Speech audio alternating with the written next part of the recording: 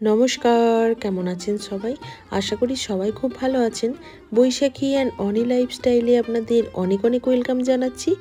তো আজকে আমি আপনাদের সাথে লাউ দিয়ে একটা রেসিপি শেয়ার করব।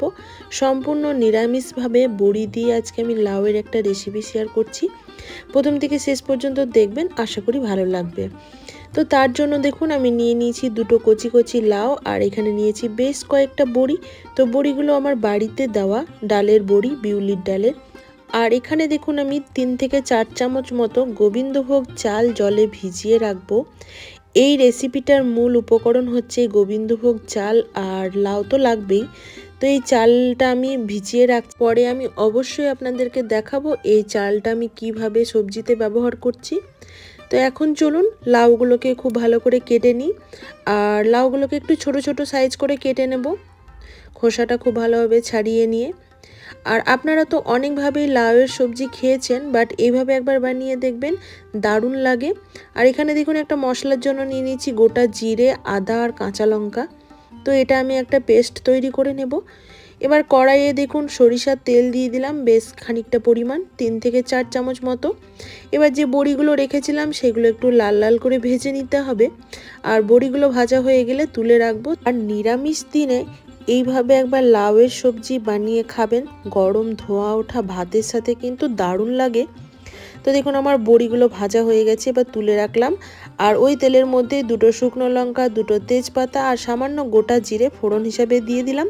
এবার যে পেস্টটা তৈরি করে রেখেছি আমি আদা, জিরে, কাঁচা লঙ্কার, সেই পেস্টটা দিয়ে দিলাম।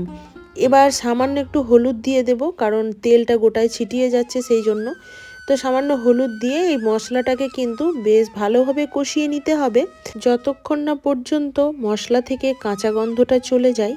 তো আমি বেশ 4 থেকে 5 মিনিট মতো মশলাটাকে কষিয়ে নিচ্ছি। তারপর যখন দেখব মশলা থেকে এভাবে তেল বেরিয়ে আসছে, তখন আমি কেটে রাখা লাউগুলো এর মধ্যে দিয়ে দেব। তো লাউটা আমি একদমই ছোট ছোট করে কেটে নেওয়ার চেষ্টা করেছি, যাতে তাড়াতাড়ি সেদ্ধ হয়ে যায়। তো এইভাবে এবার লাউটাকে মশলার সাথে খুব ভালো করে মিশিয়ে নেব। আর একটু ঢেকে ঢেকে রান্নাটা করব, কারণ এই রান্নাতে আমি কিন্তু কোনো রকম জল ব্যবহার করব না।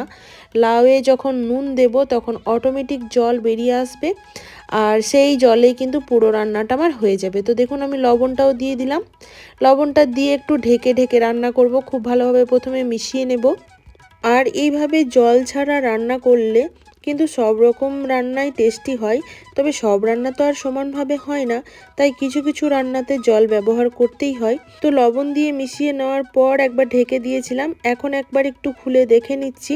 তো দেখুন লাউটা অনেকটাই পরিমাণে কমে গেছে। তো আমি আবারও একবার নাড়িয়ে চাড়িয়ে মিশিয়ে নেব, তারপর ঢাকা দিয়ে আবারও সেদ্ধ হতে দেব।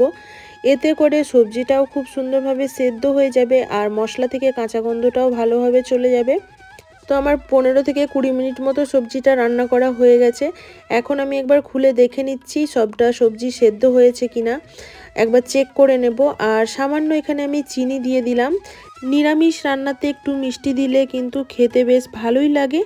এবার আমি যে বড়িগুলো ভেজে রেখেছিলাম সেগুলো দিয়ে দিলাম, আর বড়িগুলো দিয়ে একবার নাড়িয়ে চাড়িয়ে মিশিয়ে নেব।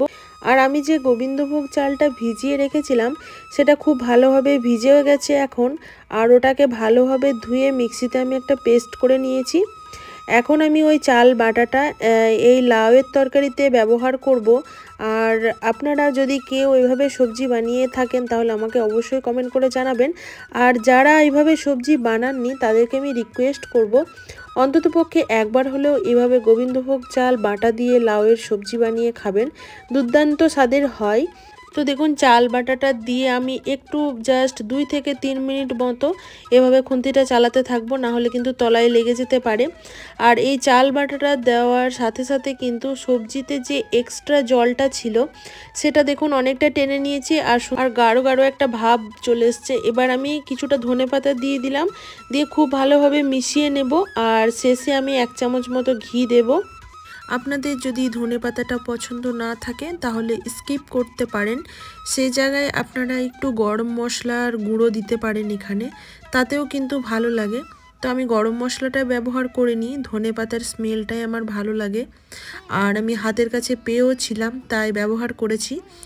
এবার আমি একটু ঘি দিয়ে দেব, আর ঘি দিয়ে একটু স্ট্যান্ডিং টাইমে রেখে ঢাকা দিয়ে রাখবো। তারপর আপনাদের পরিবেশন করে দেখাবো আজকের রেসিপি আমার কেমন হয়েছে।